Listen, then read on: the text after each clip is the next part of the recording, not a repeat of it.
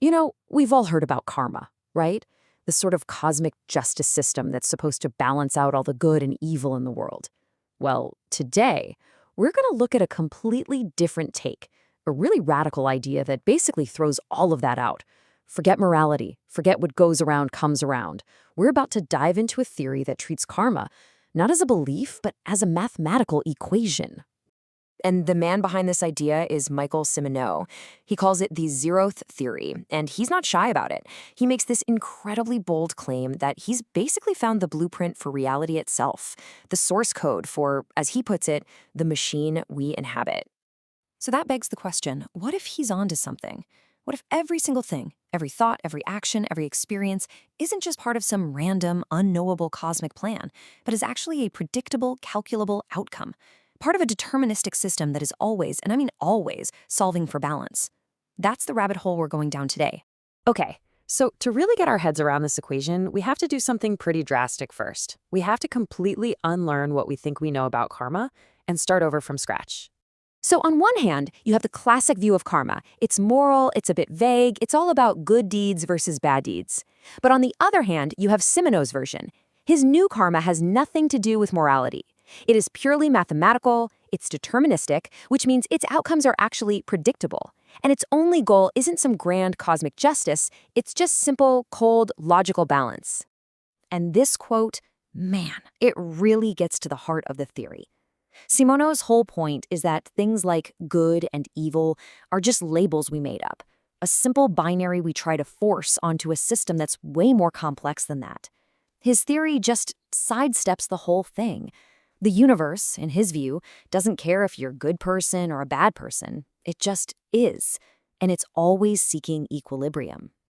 So if the universe isn't being driven by good and evil, how does it work? Well, according to Simoneau, the entire framework, the whole shebang, is built on this elegant little model he calls the zero Sudoku. Now, I know what you're thinking. It looks like a tic-tac-toe board, but it actually works more like a Sudoku puzzle. This 3x3 grid is basically a map of our existence, and every single square has to follow some very strict mathematical laws to keep the whole thing in balance. You can almost think of it as the control panel for your own personal reality. All right, let's break this down. The first column is mind. This is your internal world, your thoughts, your intentions. But here's the first big twist. It acts like a mirror. It's what's called a negative tensor, which is a fancy way of saying its value gets flipped in the final calculation. So a positive thought actually inputs a negative value into the equation, and a negative thought inputs a positive one. Kind of weird, right? Next up, the second column, body. This one's much more straightforward, thank goodness. It's just what you'd think, your external actions, the things you physically do out in the world. This is where your will becomes real. And that brings us to the third column, experience. And this is the result. It's not something you input, it's the output. It's what you get when the first two columns interact. The fundamental law of this matrix is that your inverted mind multiplied by your body equals your experience. That simple formula right there is the engine of your reality. Now, any square in this entire grid can only hold one of three values. You've got +1, which stands for presence or manifestation, something that's been made real. Then you have -1, which is potential, the unknown, or even a kind of systemic debt. And right there in the middle, you have 0. Now, 0 isn't emptiness. It is the state of perfect balance. It is absolute truth. Okay, so we have the grid, we have the values that can go in it, but how does this thing actually work? How does it move from moment to moment? Well, that brings us to the physics of balance. Here's the key idea you really have to wrap your head around. Life isn't a linear story with a beginning, middle, and end. According to this theory, it's a state machine. It's like a computer program that's always running, constantly updating the values in your personal grid with every thought and action. And it's always trying to get back to a state of balance.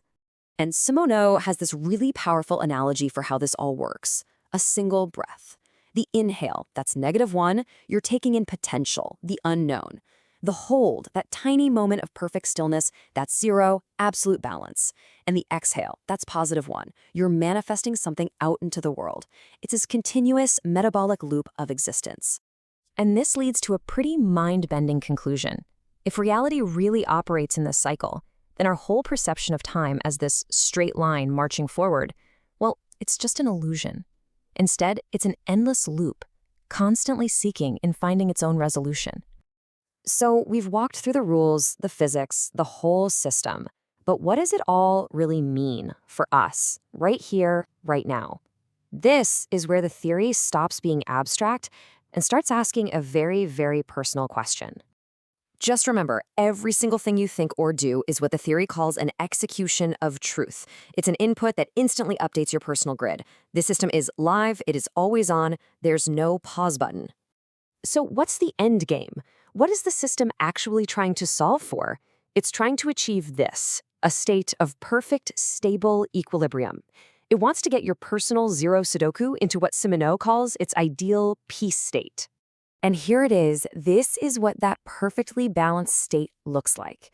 The rows here represent the different layers of you: your public self, your private self, and your subconscious. But the real magic is in the columns. Just look. The mind column adds up to 0. The body column adds up to 0. And the experience column adds up to 0. That is resolution.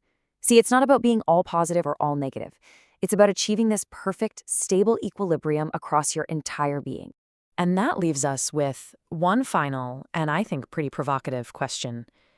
If this is the blueprint for a balanced existence, a system that's governed not by morality, but by pure math, does your karma balance?